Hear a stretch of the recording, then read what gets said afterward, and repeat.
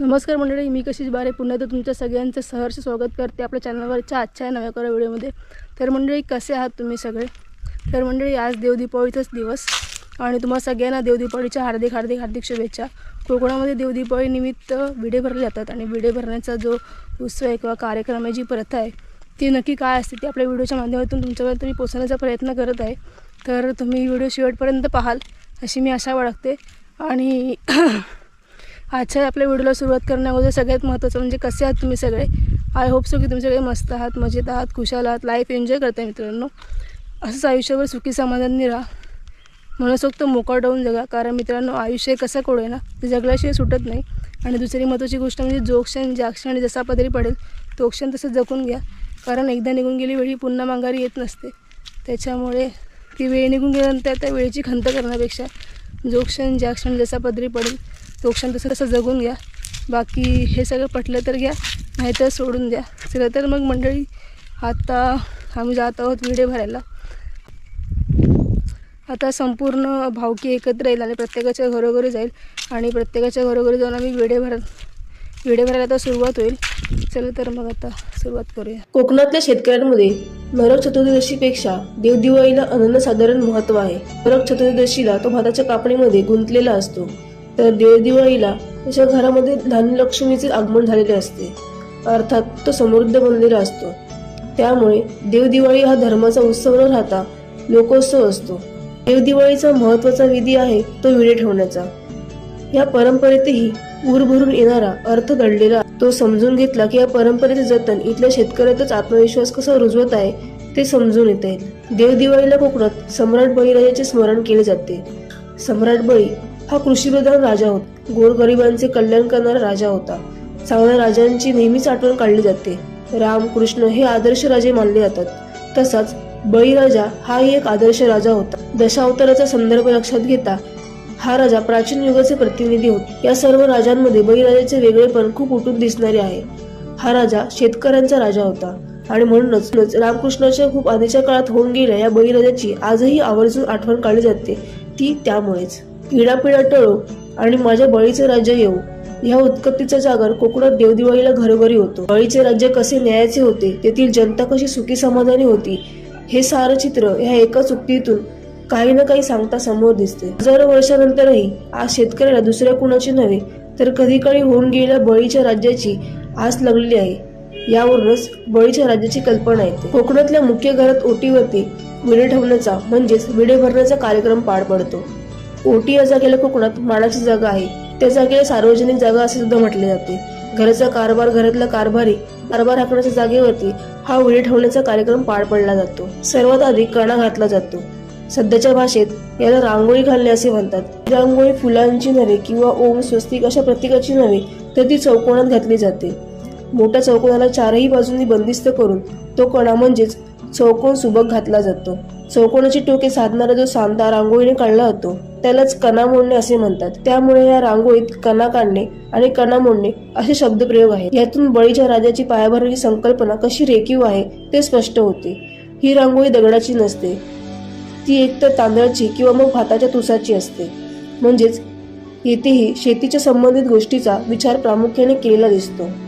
धोतर अंतरले जाते। शुभ्र धोतर हे स्वच्छ चारित्र्याचे प्रतीक। ते घालणारे सर्व गावकऱ्यांना, धोतर पांघरणाऱ्यांनी गादी घालायला उपयोग काय हे विचारायला लागते। त्यावरून बळीच्या राज्यात जनतेला, मतदाराला किती किंमत होती हे गादी बांधण्याच्या विधीवरून लक्षात येईल। येथे धोतर अंतरणे ही संकल्पना गादी घालणे अशी गृहीत धरलेली आहे। ही गादी म्हणजे बळीराजाची राजगादी।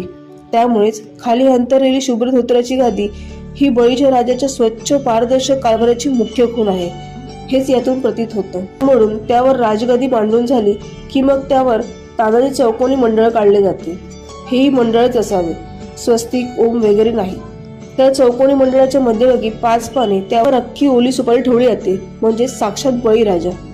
आता उरलेल्या 4 कोपऱ्यावरती तशीच 5 पाने, त्यावर ओली सुपारी असे 4 वेढे, हे 4 दिशेचे 4 खंडोबा अर्थात बळीराजाच्या 4 दिशांचे मुख्य सेनापती। त्यानंतर उरलेल्या जागेवरती 1 पान, त्यावर सुपारीचे 1 खंड, खोबऱ्याचा तुकडा अशी 50-100 पाने मांडली जातात। हे स्वतंत्र विडे म्हणजेच बळीच्या राज्यातील शेतकरी जनतेचे प्रतीक। अशी राजगादी मांडून झाली की घरातील कर्ता पुरुषाने त्या राजगादीची पूजा करायची। पूजा मंत्रानुसार नाही तर जसे गावकर सांगेल तशी. प्रथम मधल्या बळीराजाची पूजा, मग खंडोबाची पूजा, मग इतरांची पूजा, त्यात गंध फुल आणि गुळाचं नैवेद्य.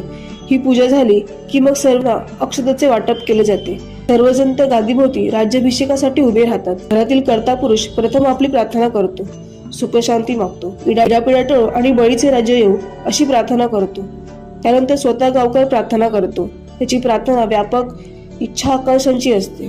त्यात तो कुटुंबासहित गावाचे, गुरांचे, चाकरमान्यांचे, मुलांचे अशा साऱ्यांचे कल्याण करण्याची इच्छा व्यक्त करत असतो. ही कल्याणाची इच्छा व्यक्त करत असताना साऱ्यांनी आपल्या हातातील अक्षता धोत्राप्रमाणे राजगादीवर सोडायच्या असतात. मान्य करून घे, मान्य करून घे. 2 मुलं आलेली आहेत, परत मुंबईला जाणार आहेत, बाकीची मंडळी मुंबईला आहेत, त्यांच्यावर राखवायला असू दे आणि दिवाळीच्या टायमाला मान्य करू. तर हे वेळे देव, वडील, थोर, गावकर यांना वाटून त्याचा सन्मान करायचा असतो. तर ह्या विडे कार्यक्रमाची समाप्ती होते. विडे समाप्त कार्यक्रम झाल्यानंतर हा क्षण अत्यंत भावपूर्ण असतो. ही राजगादी साऱ्यांनी मिळून त्याचे टोक धरून उचलायची असते आणि इडापिडा टळो आणि माझ्या बळीचे राज्य येऊ, चांग भलं अशी जयघोष करून ती गादी, त्या बळीचे राज्य घरातील कर्तापुरुषाच्या हातात स्वाधीन करून त्याला आशीर्वाद द्यायचा असतो. कित्येक वर्ष ही परंपरा आम्ही डोळे भरून पाहतोय आणि कोकणामध्ये आजही ही परंपरा जपली जाते. त्याचा मला सार्थ अभिमान आहे. म्हणजे अशा प्रकारे विडे भरायला सुरुवात केली आहे. प्रत्येकाच्या घरोघरी जाऊन आता भावकी प्रत्येकाच्या घरोघरी जाऊन विडे भरतील. तर चला तर मग आपण सुद्धा जाऊया.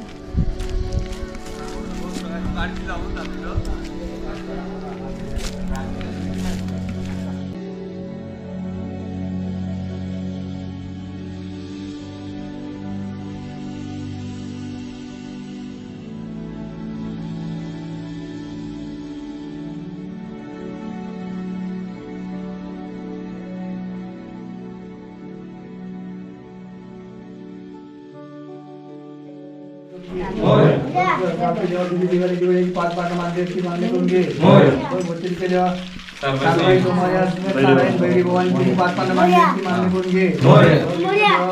मुला माणसा लहान थोर मोठे राहणारे आहे, त्यांच्यावर चांगलं लक्ष असू दे. मुंबईला राहणार आहे, मुंबईमध्ये आहे, तिकडे त्यांच्यावर चांगलं लक्ष असू दे. चुकासाठी माफ कर. या दिवाळीपासून पुढच्या दिवस खंबीर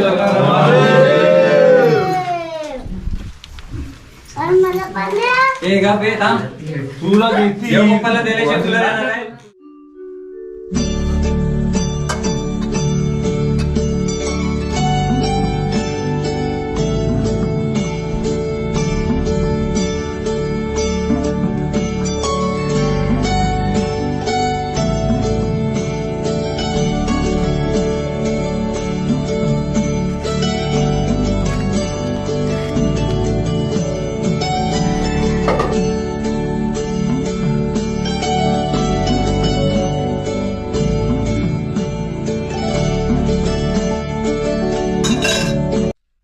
आजचा हा छोटासा व्हिडिओ तुम्हाला कसा वाटला हे कमेंट बॉक्समध्ये कळवा. व्हिडिओ आवडला असेल तर व्हिडिओला लाईक करा, जास्तीत जास्त लोकांपर्यंत शेअर करा आणि हो आपल्या चॅनलला सबस्क्राईब करायला विसरू नका. पुन्हा भेटू लवकरच नवीन एका व्हिडिओमध्ये.